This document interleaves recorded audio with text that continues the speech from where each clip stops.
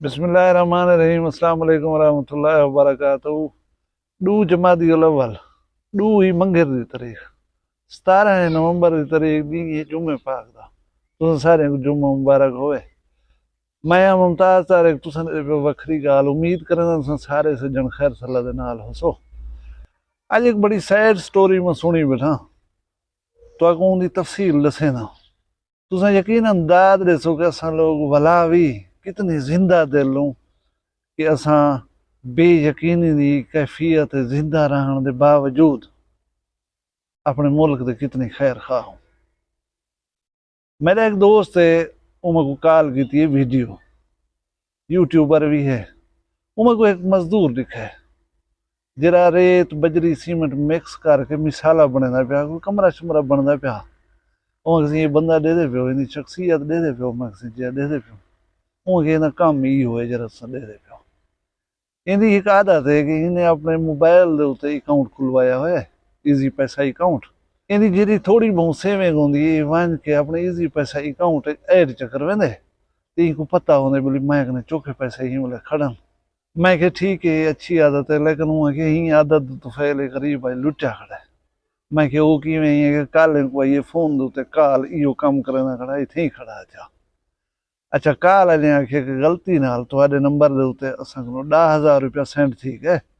असां गरीब हूँ असां ही हूँ असां हूँ इवें मतलब है अपनी मजलूमियत दा ढोंग रचा कर कोई यार ये पैसे वापस भेज दे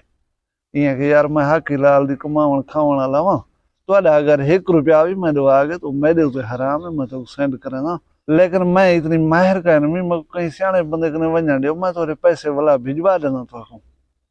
बस सियाने बंदे कने वेना तो वाला साडा जादू ना चलदा हा उन्हें वाला मिन्नत तरला शुरू कर दिते यार असां खड़ू थे फिलानी जहा दे उत्ते हस्पताल दे गेट ते पता नहीं क्या स्टोरी सुनवाई ने गरीब को वो इतनी दिठे कि मेरे मोबाइल अकाउंट बाकी 11,000 हाथ हुण 21,000 थिया खड़े शो थी ना पे अकाउंट दे 21,000 वो समझे कि बाकी 10,000 ऐड थे मेरा था 11,000 हूँ 21,000 जो थे खड़े 10,000 इन्हें गरीबे ना होसी वो वाला जिमें तरीका दसे ने वो अपना वापस भेज दिते जिले वेले वाला मैसेज आए होंगे बाद उन्हें कि तुहाडे अकाउंट दे विच 1,000 रुपया हुण खड़े थे यानी 10,000 हुंदा चेक देना हुण इहदा सी क्या थी सी मैं हुण इहदा कश नहीं थींदा क्योंकि साडा एक करीबी हमसाया उन्हें पैसे पे यूबीएल बैंक दे जिहदा सरमाया होवे महदूद उनको 1-1 रुपए दा इल्म होंदा इला महदूद धन होवे तो पता नहीं लगता असा कितनी खर्च की कितनी बची पी है उन्हें कोई 3 लाख के करीब अमाउंट पे है यूबीएल बैंक दे विच जेडी यूबीएल बैंक दी मकामी ब्रांच है उन्हें विच उन्हें भणेजा कैशियर बैठे सक्का भणेजा उनको इवें कहीं फोन कीते नौसरबाज नहीं गाली गाली दे विच उन्हें अकाउंट डिटेल पूछ के देना वो बेखबरी चुंकू दसा बैठे भला जो गए पैसे गिनन कहीं सिलसिले उनको भणेजे दसे कि हुण सी तुहाडे अकाउंट दा बैलेंस जरा है इतनी पै था उनके 2.5 लाख रुपया गुम आ उन्हें तो पहले जो जमीन निकती गई 2.5 लाख मैं के कारियां कि गए भला उन्हें जरा स्टेटमेंट जल्द कढ़ी है उन्हें सारी डिटेल है खड़ी ये 20,000 रुपया ट्रांजेक्शन है ATM कार्ड के थ्रू फिलानी सिटी चो ये 40,000 की ट्रांजेक्शन है ATM कार्ड के थ्रू फिलाने ही उमा केवल बने जा मेरा तो अकाउंट थोड़ी बैंक के तय को तो पता है मैं ATM कार्ड ही कह नहीं मैं तो ATM कार्ड गिदा नहीं असा तुसा कने चेक दे दूं जेरी गिननी हो गिन दूं तो वेनू पाए उहाँ किसी स्टेटमेंट में दसनी खड़ी है। अच्छा वो बेचारे भणेजे दी मदद दे नाल इदारे कोई विच इन्वॉल्व करके पैसे नहीं गिन सके आज तक वो 2.5 लाख रुपए का चूना को लग गए मैं कि 10,000 वास्ते शुदा क्या कर सी एक वाक साए तक वाला बे देसी हुण खबर है लाहौर दे डिफेंस एरिया दी उनदे विच एक चौक है मैकडोनल्ड चौक सिंपल जी खबर है उनदे विच एक फैमिली जिंदे 6 बंदे कार दे विच सफर करने पान वो मैकडोनल्ड चौक को जेरे वेले क्रॉस करन लगन इदो आवन वाली गाड़ी ने 160 की स्पीड है गाड़ी को हिट किया हिट इतनी शदीद है कि वो गाड़ी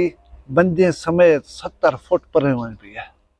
मौके दे उत्ते 6 बंदे मोए कन एक घर दे बिराए 2 भेणियन बे छोटे बाल उन्हें यानी 6 इंसानी जाना मौके दे उत्ते खत्म थी गया। दरअसल था ये कि वो गाड़ी दे विच जिहड़ी सवार फैमिली आई उन्हें 1-2 गाड़ियां ब्याह भी हैं थोड़े फासले दे उत्ते वो चंद ॾींहं दे बाद ही शादी खानदान दे विच मायूं दी रस्म दे उत्ते गए होते हैं, कुछ चीज़ां पहुंचावणियां हैं दुल्हन वाले ने घर, वो उन्हें को दिते ने उतो जिन्हें रसूमात हैं वो फंक्शन दियां वो करके बोला वापस आंदे पे हैं। वो गाड़ी थोड़ी फासले दे उत्ते ही जेरे वेले वो चौक पहुंचन दिठे ने वो साड़ी गाड़ी को एक्सीडेंट पेश आ गए। वो गए जल्दी जल्दी वन के अपने बंदे को संभाले ने उन्हें चीज़ां जेरे पिया हैं उन्हें को चाहते ने अपने कब्जे च कीते ने। ई दौरान 8-9 साल का इकबाल पिछली आने वाली गाड़ी दे विच जेरे वो भी उन्होंने अजीज है रिश्तेदार आ वो हूँ टक्कर मारन वाली गाड़ी दे कोलो गया खड़ा। हुण बाल दे माइंड दे विच ये गाल आ गई वो अपने प्यू को सदे जेरे वेले प्यू आ गए वो आदे अबू ये फलां गाड़ी नहीं चली सको वो फलां जहाज दे उत्ते मिली आई ते अंकल दे नाल तू तकरार थई ने बंजे दी। हुण उंदे ये गाल ज़हन दे विच आ वञण दे बाद कहानी दा अक्सर रुख तब्दील थी वञे। क्या ही है कि वो जेरे वेले ट्रेवल करने पे हैं ये नौजवान भूंडी करने वाला मुसलसल क्योंकि वो गाड़ी दे विच 2-3 नौजवान लड़कियां बैठे हैं। अच्छा ये उंदे नाल 3-4 भी दोस्त भी हैं, मतलब गाड़ी दी साइड ते आ वजना नारे मारने आवाज़ां कसणियां ये वो उन नौजवान भेणी दा जरा भिरा हा वो नोट करने बैठा ई गाल को वो काफ़ी देर बर्दाश्त करने दे बाद एक जगह दे उत्ते वञ के उंदी गाड़ी दे अगों गाड़ी रोकी है। वो नौजवान छूहर भी लथे वो भेणी दा भिरा भी लथे आपस में बहस तकरार थी कि यार तू क्या करना वधी सवेर दा सारी गाड़ी दे पिछो लगा वधी तक हया नहीं हुंदा तू अपनी उम्र देख अपने काम देख असां वेंदे पे तू अपना काम कर क्या है सवेर दी ड्यूटी लगी वधी है तू जेरे रोड ते वेनू जिदे वेनू तू सारे पिछो ही भला आके मेरी गाड़ी को हिट कर दी।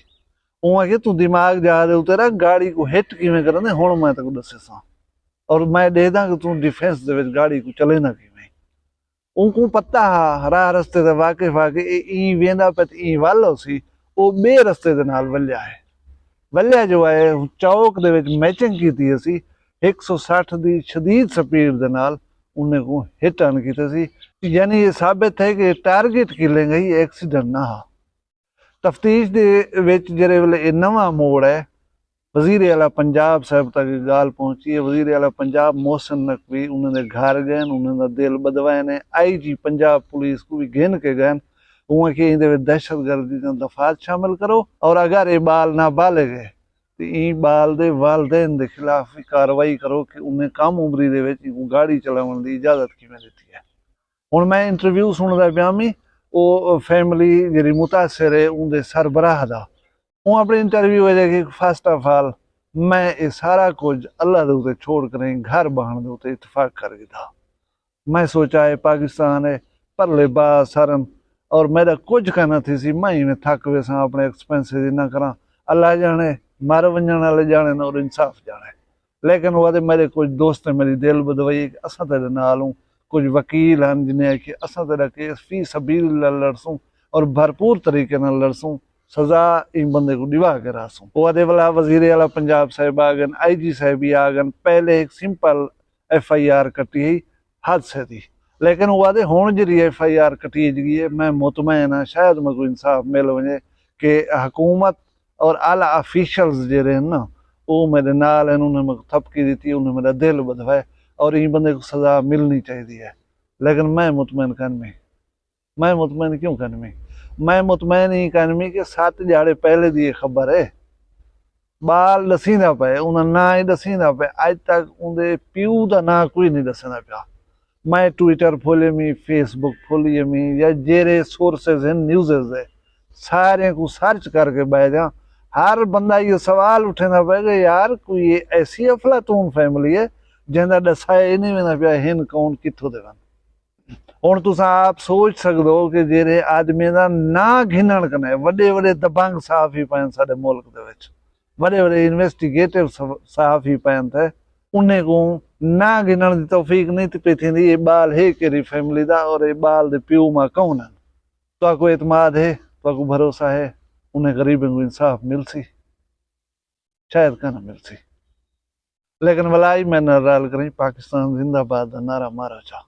अल्लाह मेरे मुल्क की खैर फरमा। वीडियो पसंद आई है इनको लाइक च करो चैनल वक्री गाल को सब्सक्राइब च करो अपना ढेर सारा ख्याल रखा है मैं को दुई याद रखा है जींदे उसू कल वाला भी एक वक्री गाल नाल मिलसूं फिलहाल मैं कोई इजाजत दो अल्लाह हाफिज़।